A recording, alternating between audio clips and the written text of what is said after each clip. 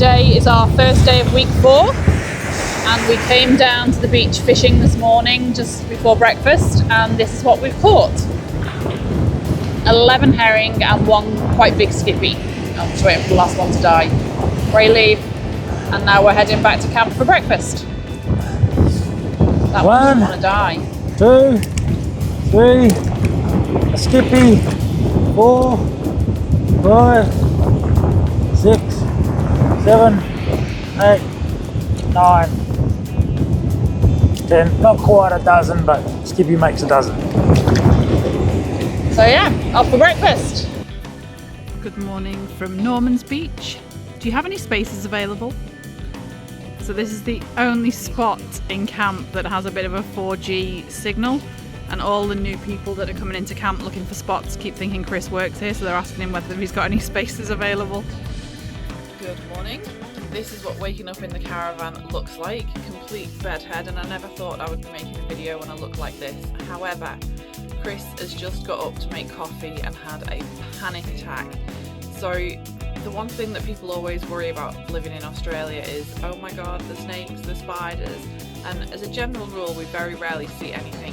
However, because the window got smashed on the way out of House Beach earlier this week, or late last week, we have now got a passenger, so Chris is going to spend the next, I don't know, however long it takes to try and get rid of him, because we can't move the caravan while he's still there. So I will show you what we found.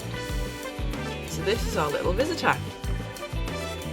Nice huntsman spider. So somehow he's managed to get in between the 2 panes of window glass, plastic, and the only way that we can think he's got in is when I've taped it up. I haven't perfectly taped that bit of outside plastic.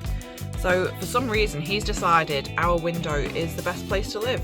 He's probably about, I don't know, 6 inches across.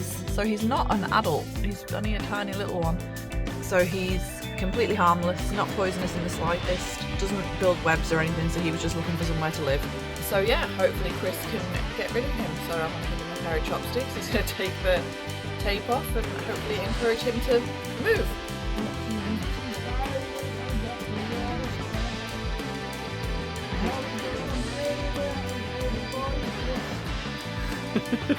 And all I can say is, thank God I spent a fortune years ago having hypnotherapy for arachnophobia, because otherwise I would be probably leaving the caravan and leaving Australia at this point. So wish us luck, and I'll let you know how we get on.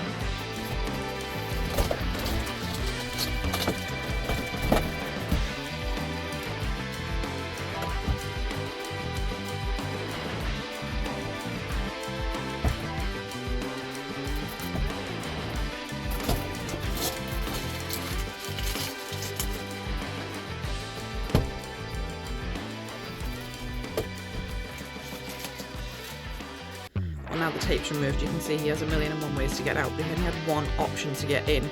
Why, when he's got all of the bush to live in, he chose to live in our caravan window, I have no idea.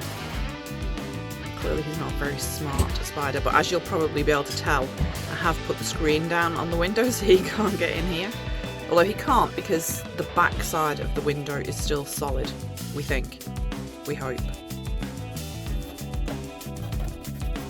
Oh, he's just going to climb further away from you, isn't he?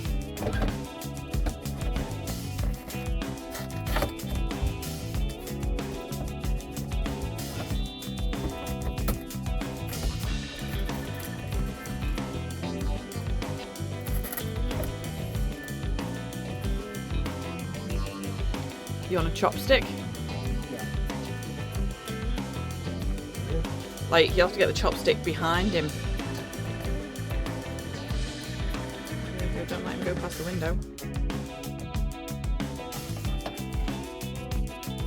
Spider, there's a massive gap for you to come out. Don't go that way! No, you're totally trapped, you spaz. You can't vacuum him while you possibly... Well, I can't help it, he's not very smart. He's now trapped himself in the window where there are no cracks. Maybe just tap it and try and get him to move.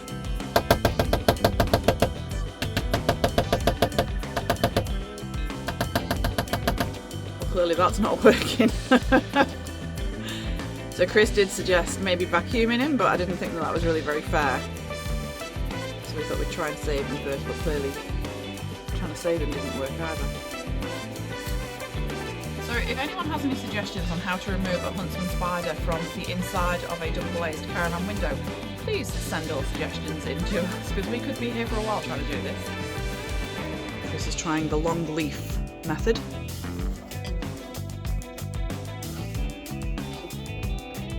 It's just going to go up if you do that.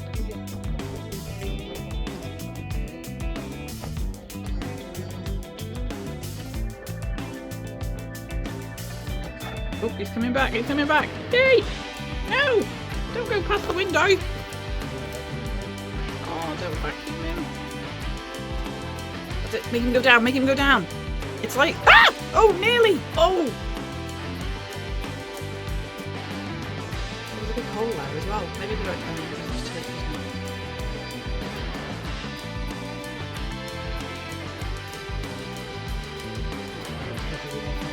I know, at least he can't bite you.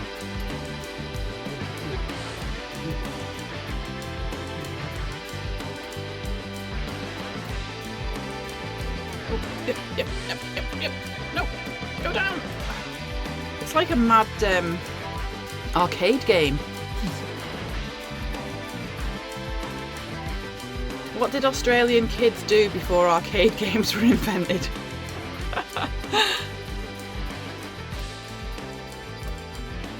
Thinking about the hole, no he's not.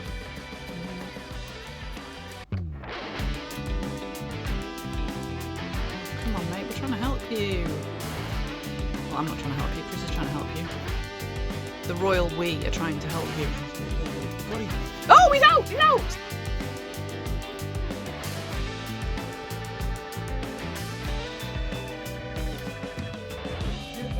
Yay! Now all you need is the dog to eat him. Don't eat him! Off to a quick start. 4 fish. Waiting for the storm to pass. So we're hiding under some limescale overhanging rock. That big grey cloud to pass because it is pouring with rain. But it's all good because it means Ray and Bernie have gone for a swim rather than just waiting for us to finish fishing. We didn't want them to get wet today in the rain, but yeah, they're both crackers. I don't know how they don't get so cold when they're out swimming, but they just don't seem to care. So yeah, give it 5 minutes and then back to fishing for dinner. And if anybody's ever curious as to how cold it gets in Australia, so it's what are we, March, so we are in autumn. I still get my head past that. So I still struggle with the seasons being reversed from growing up in the UK. So we're just at the very start of autumn. We left camp this morning going, oh, it's like there's no wind, it's really warm. So I've got a t-shirt, a shirt and my fishing shirt on thinking that would be okay. We got to the beach and it was blowing a gale to the point where Chris stayed fishing and me and the dogs went back to camp to get our ski jackets. So when I was sitting in ski jackets on the beach, it's that cold. Like the temperature says it's 22, but the wind is so cold that I can't ever imagine how I survived cold, wet winters growing up in the UK. It's crackers. So yeah, but anyway, the storm's nearly passed, so we'll be back to fishing in a second. So we're now back at camp. This is Chris's fish processing plant. Filleting the fish, then the carcasses go back for burley the next time we fish. And when he's skinned the fillets, they get hung on the fence and dried out for fish jerky for the dogs for treats, which we've established all the dogs in camp absolutely love them. And here we have Chris's fish drying plant. So we are currently in Albany in a caravan park, and we've come for 2 nights just to have some time to do laundry so I can strip the beds and do the towels, that kind of thing, and restock on groceries before we head out tomorrow up into the bush. And one of the things that I'm taking the opportunity to do is defrost my freezer. The domestic chores just do not stop with life off the grid. And I'm having a few problems with the fridge freezer. So it's a fridge with just like a larder freezer at the top. It's got settings 1 through 5 for temperature control, and I had it set on 3, and we think it might have just been too low, so the freezer was constantly trying to like refreeze itself. And so within about 2 days, it's just solid full of ice. So I'm just going to defrost it, turn it up to 5 and hope for the best. So this is what the freezer currently looks like. As you can see, it is very frosty in there, and we're not quite too sure why. So everything's coming out. The hairdryer will get plugged in, and as quick as I can do it, I'm going to defrost the freezer. It's like a snow machine. Penguins could live in our freezer. So this is what's coming off the underneath of the freezer. It's so thick. There you go. Whole sheets of it. Look at that. The whole shelf comes out if it's not frozen to the fridge. So after the first round of trying to defrost the freezer, that's how much ice has come out. That's crazy. So I've turned the fridge to off, and because behind the freezer panel itself is all frozen, there's just a ton of water dripping out the back, so I really need to get it to dry out properly. So we're going to head and go and get groceries. So when we get back, I can dry the freezer and the fridge out, restock it, and hopefully it will be more successful going forward. Fingers crossed. So now that we're at the Big 4 caravan park in Albany, they have the most amazing little herb garden. I've decided to make a whole roast chicken and vegetables for dinner. So I'm just going to grab some rosemary and thyme and add them to dinner. So for today's dinner, we're going to have roast chicken with roast potatoes and carrots. I'm going to put in double the quantity of water that the book says for doing a Combi crisp whole roast chicken, because what I'm hoping is if I double the quantity of water and put gravy granules in that, it'll use half of the water for creating the steam for cooking the vegetables and the chicken. We should end up with enough liquid left that the gravy will have thickened up. That's my theory, that's my hope. So I have 2 cups of water, 3 tablespoons of chicken gravy granules. I'm just going to hope that they will mix themselves in as they cook. I've just chopped the thyme. It smells so good. I just need it to stick. Now I've got 2 whole potatoes, which chopped up into quarters looks like that.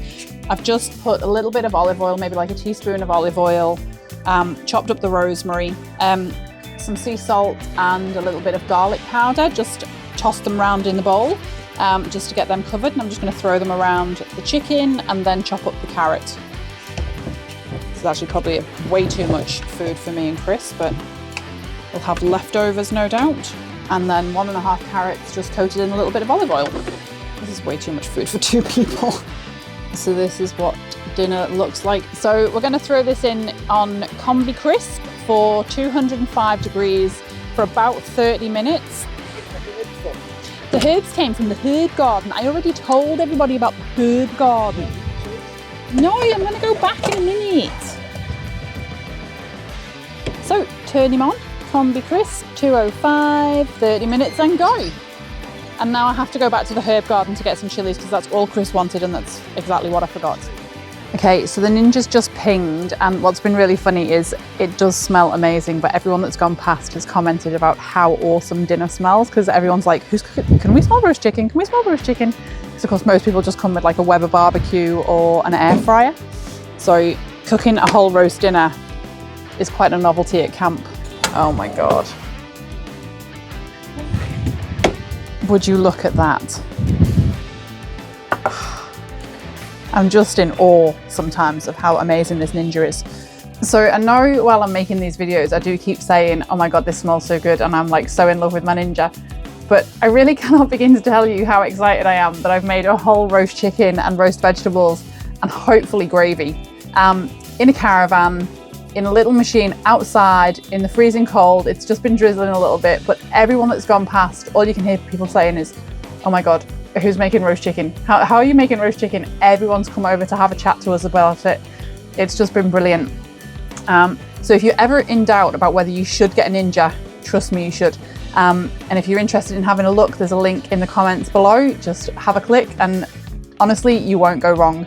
I just need to wait for Chris to get back now so I can serve it. And I'm so hungry, it smells so good. The best thing about roast chicken is the crispy skin, and this is just to die for. It's so good. Yeah, I'm not waiting for him. He's on his own. I will be a nice wife and save him his half of the crispy skin. Who would have thought you could cook a whole chicken and potatoes and carrots in half an hour? It's just, it is like a little, it's like witchcraft in a little kitchen appliance. It's amazing. Anyway, I'm tucking in. He's on his own. They are cooked to perfection.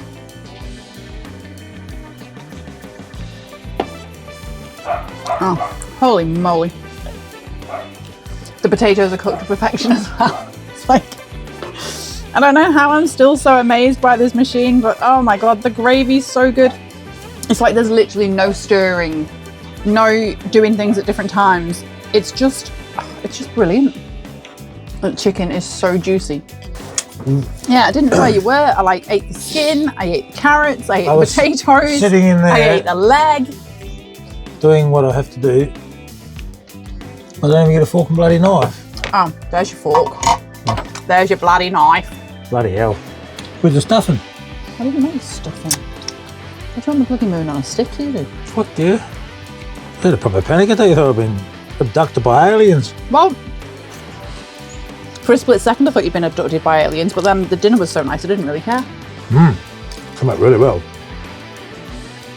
This morning we are leaving Albany. So we're heading inland to have a little bit of bush therapy up around Mount Frankland. And this morning I've had my last nice shower in the shower blocks. And as you can tell, I have dried and straightened my hair. And I just thought it was interesting. So I've had so many comments from people about, you do know it's windy out there. You do know that your hair's going to end up just blowing everywhere. You do know it's going to be humid. You do know it's going to be raining. You know, the beauty about camping is nobody cares what you look like. And I've literally had to explain to about 20 ladies this morning who either had straight or short hair, that when you've got curly hair and it's windy, it gets really knotty and it just makes me cry every morning when I brush it. So I'm taking the opportunity to straighten it just so that at least for the next 3-4 days, I can brush my hair in peace like a normal person. So for those of you who have curly hair out there, I'm sure you will understand how I feel. And for those of you who have straight or short hair, you have no idea the trauma that is caused by having curly hair out in the bush or living on the road or anything like that. So yeah, just a bit of an explanation. We will see you guys later.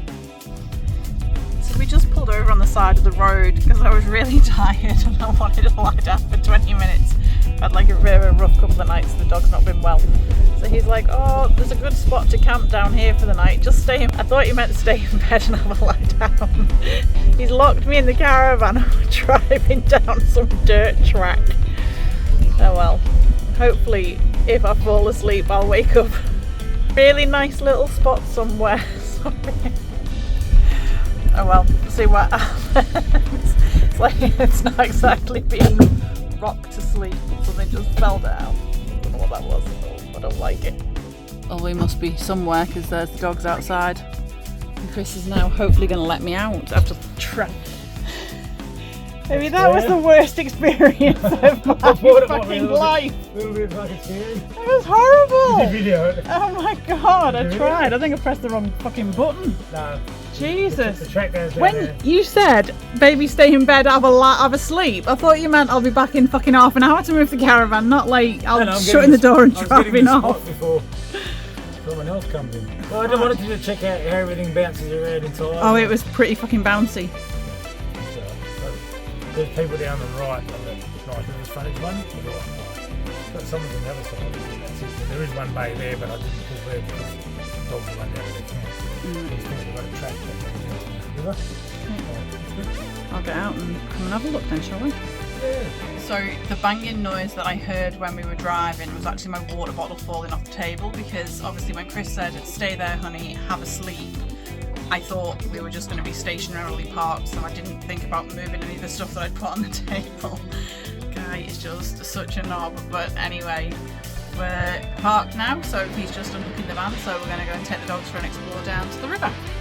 We'll see where we've ended up, because I have no idea where I am, trapped in a caravan.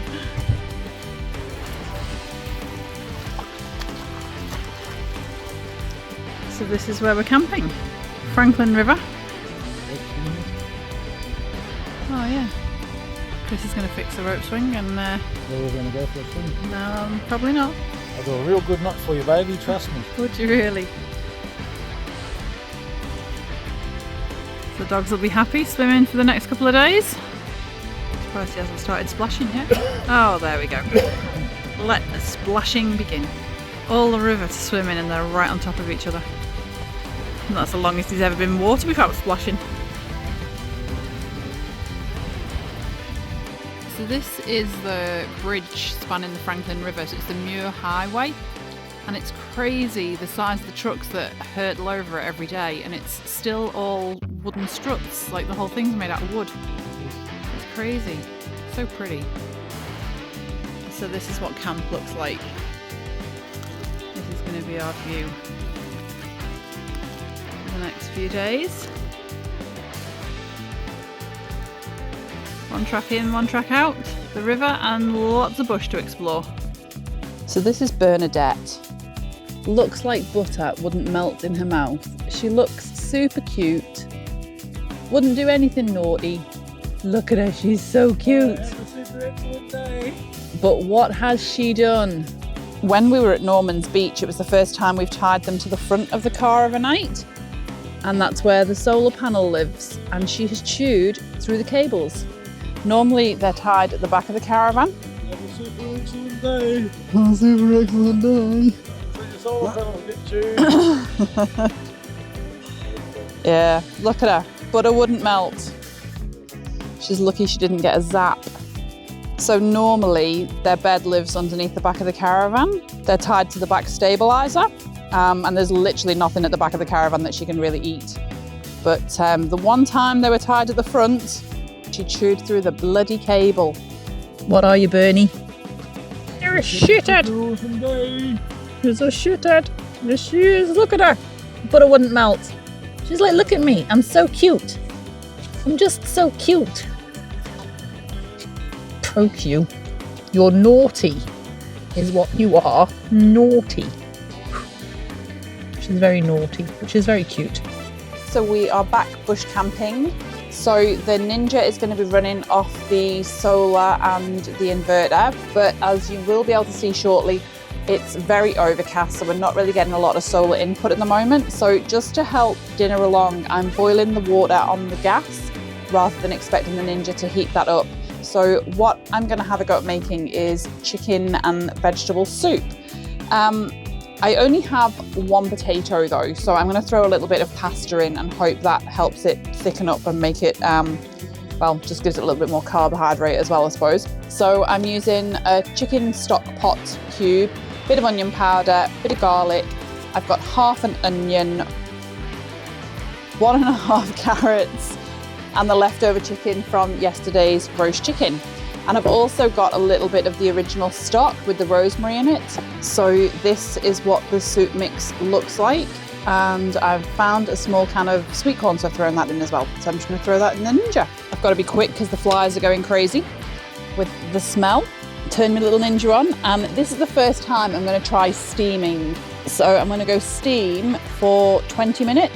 Okay, so the Ninja's just pinged. It smells amazing, but I don't know whether you can hear. We have attracted every blowfly in, I think, the state of Western Australia.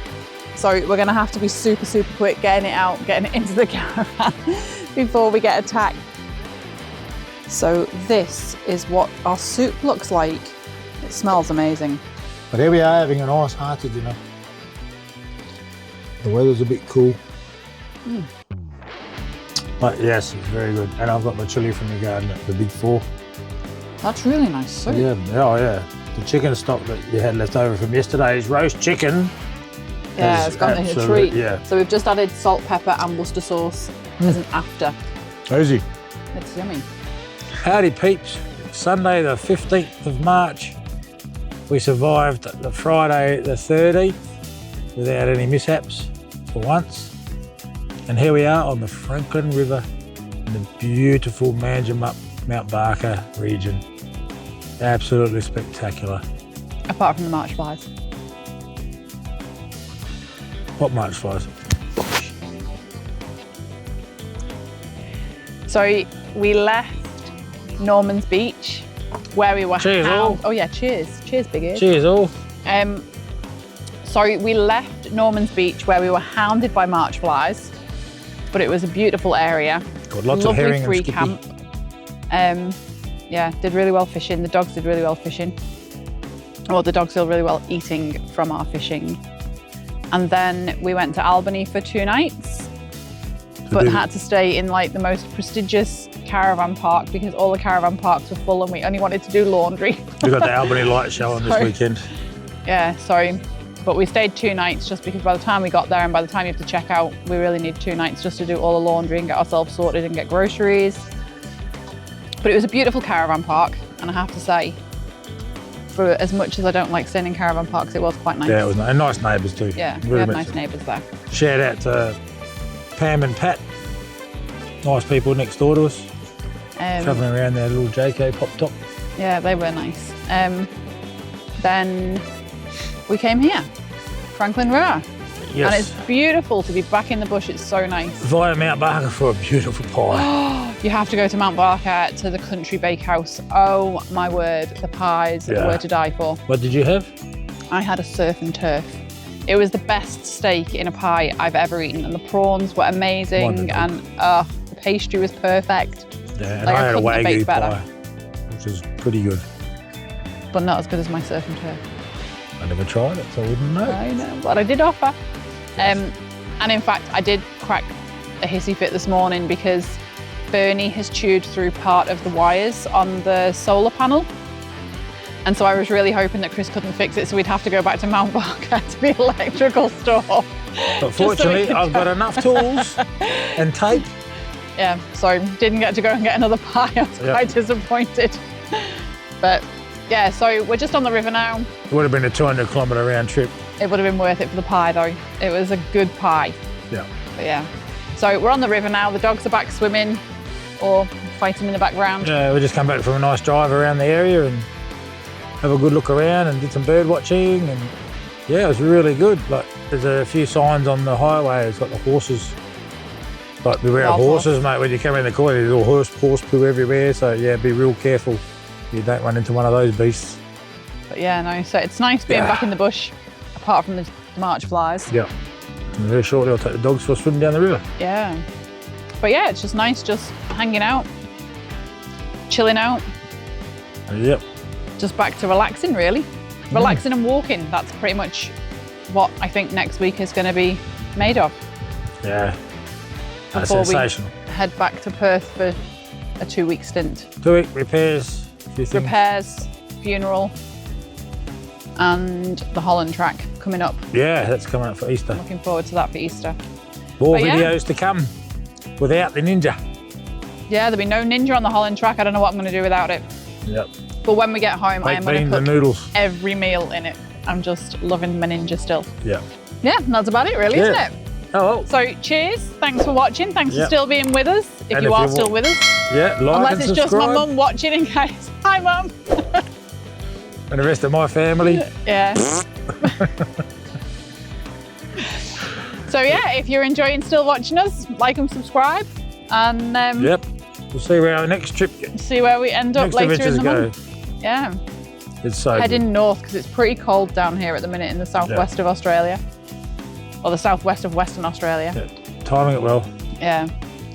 So yeah, we'll see you guys soon. And the rain's just coming in, so that's perfectly timed. I'm heading inside. Won't be very long. Doesn't matter. It's raining. I'm gonna melt. Yep. Oh, there's a good beetle for trout bait. That's the one I want for trout bait. Is that a beetle? They're the things that, like, literally, I'm sure one of them bit me.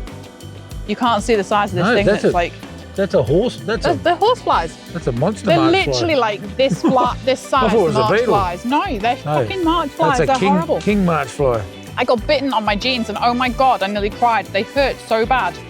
Don't they, And then Bernie? she spends They're the next horrible. 2 hours whinging about it. Yeah, true, right? Because I can still feel it now. Yeah. Oh, the pain. And Bernie's sporting her new car seatbelt adjuster dog collar because for some reason, somehow, On walkabout. she managed to lose it yesterday, didn't you, sweet? Well, Uru, cheers. buckaroo. And uru. See you on the street, Porco. I can't say uru. I haven't got the right accent. Nah. Just sounds stupid. Goodbye, people. See you soon.